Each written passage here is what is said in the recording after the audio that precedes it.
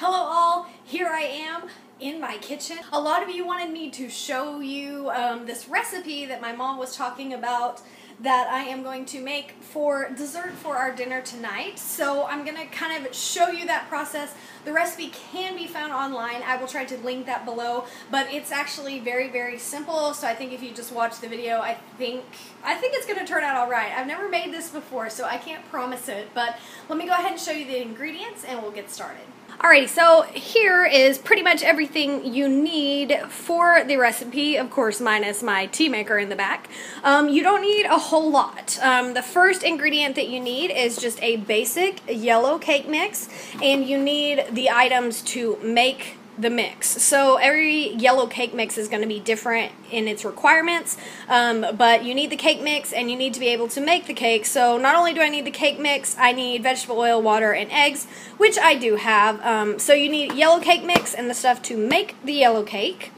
You need 2 boxes of banana pudding, and you want to get the instant pudding. And I was going to buy 2 of the large boxes, but the recipe says 2 of the smaller boxes. Those are the 3.4 ounce. So the recipe calls for 2 of the small boxes of instant banana pudding. You need some vanilla wafers. These are off-brand ones. I just got these at the dollar store, but you can use vanilla wafers. I'm sure these are exactly the same, and these kind of go into the banana pudding like a traditional banana pudding dessert, and that's going to go basically on top of the cake, pretty much. So I just got the off-brand ones. You can use any vanilla wafers that you want. You need some whipped topping. That is served on top of the dessert. I just got the cheap Great Value one. The big tub of the Great Value was the same price as the smaller tub of the actual Cool Whip brand, so I just got that one, and I'll have more for later. You need some bananas. It doesn't tell you exactly how many bananas you need. Again, these are going to be sliced and kind of just to your tasting. I'll probably use, 2 or 3 of them. And then, of course, you need milk. And yeah, I should have shown the vegetable oil and eggs as well, but it's a pretty simple cake. Most of you probably have most of this in your houses. This might be the only stuff you need to buy. I tend to keep a lot of cake mixes on hand because I bake so many cakes. So I pretty much had all of this except for the Jell-O, the vanilla wafers, and the Cool Whip. Those were the only things I actually had to go to the store to buy, but it's a pretty affordable cake. Your cake mix is like $1. These are, I think, like 70 cents a piece. Let's say 75 just to be safe. So that's like $1.50, so like $2.50. These were $1 at the dollar store, so $3.50. This was like $1.50, maybe $2, so let's say $5.50. Then you got your milk and you got your bananas, and a lot of people just have bananas on hand anyway, and bananas are really cheap this time of year anyway, so that's everything you need. So let's go ahead and get started.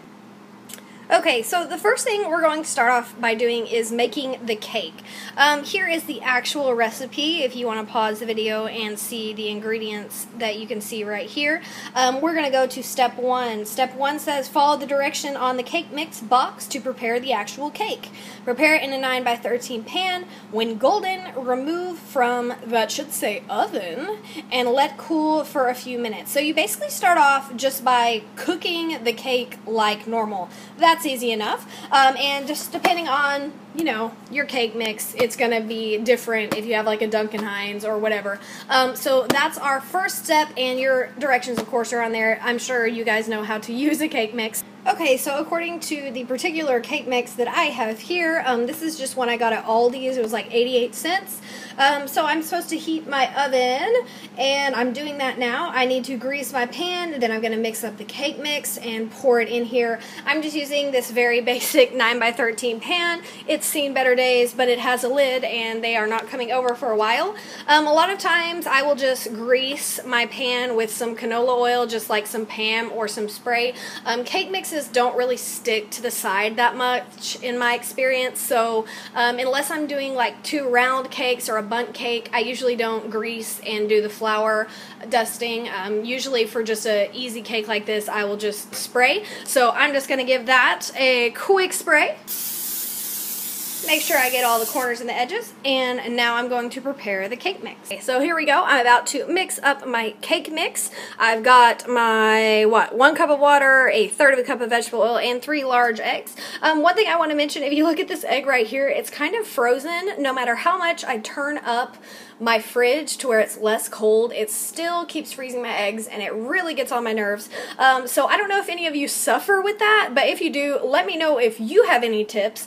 The best thing I have figured out, if your fridge keeps freezing your eggs, what I have found to be helpful is before you crack open the egg and the shell is still intact so you don't get water inside of it, I will just kind of run it under warm water for, I don't know, maybe 30 seconds, or hold it in my hand or set it out on the counter for just a little bit, and it will warm it up. The best thing I've found is just running it under some warm water to kind of make it unfreeze or thaw out before you cook with it, and then your recipe turns out fine. But again, if you have any ideas for how to keep my eggs from freezing, let me know. Alright, so I'm going to mix this up and pour it in the pan, and we are going to pop that into the oven, and we will be done with step 1 of the recipe. Alright, so here we go. Here is my finished batter. Here is my pan. We're going to pour that in there. Again, I always use a rubber spatula when I have cake batter because it gets every last bit out of there and you end up with a bigger cake. Alright, so here we go. We've got our cake popped into the oven. I always cook my cakes on the top rack. My oven door is really old. This oven was in the house when we bought it, and it is quite gross. Anyway, so we've got the cake in the oven. I've got the timer set for 30 minutes, and now let's look at the next steps of the recipe. Okay, so while our cake is baking, let's go ahead and look at step 2. It says, when just slightly cooled, use the end of a wooden spoon, so the handle end, to poke holes into the baked cake. Don't be shy, make the holes big enough for the pudding to seep into and go deep enough with the spoon that you hit the bottom of the pan. Now, I don't have a wooden spoon, so I'm going to be using this little acrylic spoon. I think it will work just fine. I think the reason they say wood is so the cake won't stick to it, but it will be fine.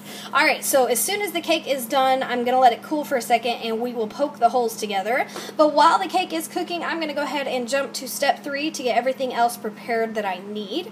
Alright, so what I'm going to do, since this cake is supposed to be cold when you serve it, is I'm going to go ahead and make the pudding mixture and refrigerate it while the cake is baking, just so that I don't have to do all of this once the cake is done, and once the cake is finished, it will go really quick. So, let's go ahead and make our pudding. It's pretty simple. It's just milk and pudding mix, just like it always is, so let me grab that. Alright, so we've got our 4 cups of milk, and I have put both packs of pudding mix. The reason why you need 4 cups of milk, of course, is because each one of these little tiny boxes takes 2 cups of milk, and we're using 2 boxes, obviously. So all you have to do, you just mix your cold milk, you mix the pudding mix, and you just whisk it up. You can use a whisk or a mixer. I'm just going to use a whisk.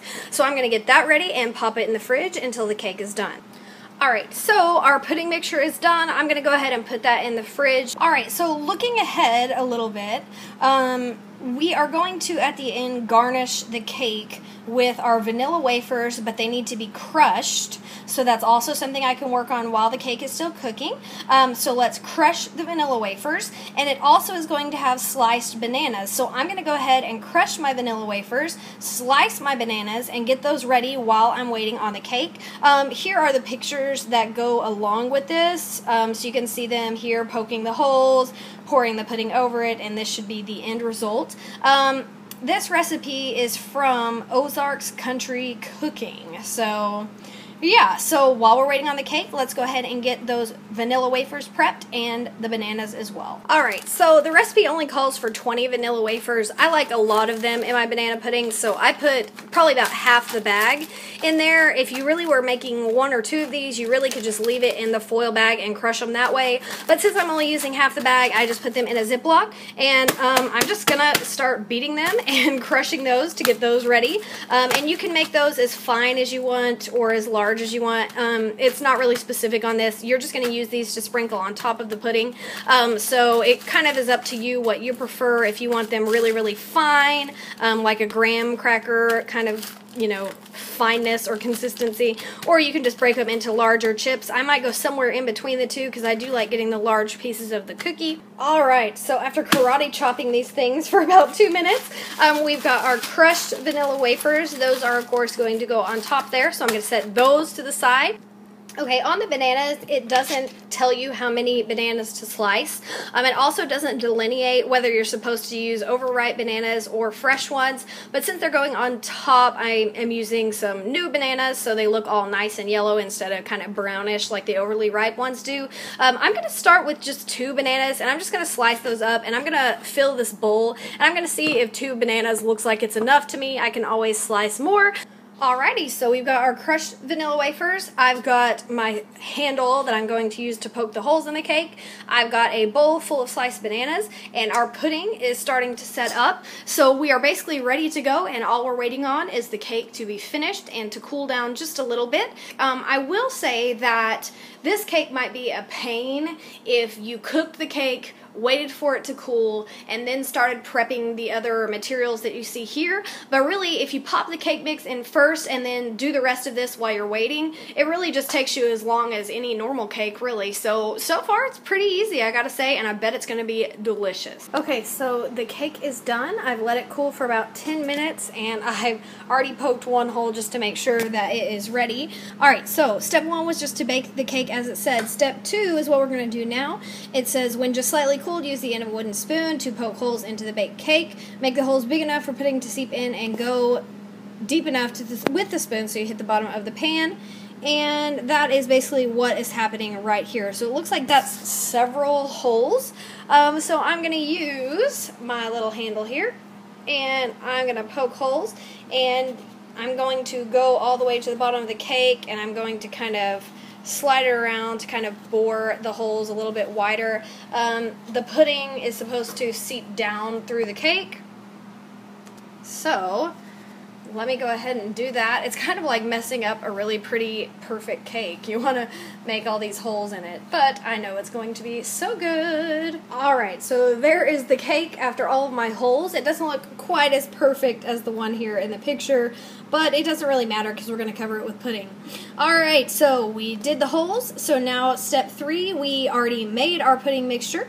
And step 4, we're going to fill the holes. So we are going to pour the pudding over the entire cake. And it says take care to get it into the holes. Use a spoon to help really get it into the cake and spread it evenly. So I've got my pudding right here. Mine is a little thicker than in the picture there because I have had it setting up for just a few minutes. So I'm going to pour that onto the cake. And I'm going to use my spoon just to kind of spread it evenly over the top of the cake and to make sure that it gets in all of the holes. Alright, so there is the cake with all of the pudding over it. You really can't even tell that there is a cake down under there. So let's go to the next step. So we are ready for step 5, which is the final step. And it says to refrigerate for about 2 hours or until the pudding sets. Well, since I put the pudding in the fridge ahead of time, the pudding is already solidified, the pudding is already set, so I've saved myself some time there. And so it says top with whipped topping, crushed vanilla wafers, and sliced banana. Serve and enjoy, and refrigerate any leftovers. So I'm going to go ahead and put the Cool Whip, or the whipped topping. I'm going to probably put the bananas down first, just so that the bananas aren't on the top of the cake and getting oxygen and turning brown. So I'm probably going to put my bananas next, then the whipped topping, and then the vanilla wafers. Alright, so here you can see the cake with my layer of bananas. I only used 2 bananas. They were pretty good sized bananas, but 2, in my opinion, is definitely enough to cover the entire cake. Okay, so here it is with the Cool Whip on top. The Cool Whip didn't spread as nicely as the pudding. Like, you can still see the bananas through it, but we still have to put on the cookies. Okay, so here is the finished product. When I am all done with it, you can see that my pan is really full. The lid is probably going to smash it down just a little bit, but it looks really, really good, and I am for sure this is going to be delicious. This was a pretty easy dessert to make.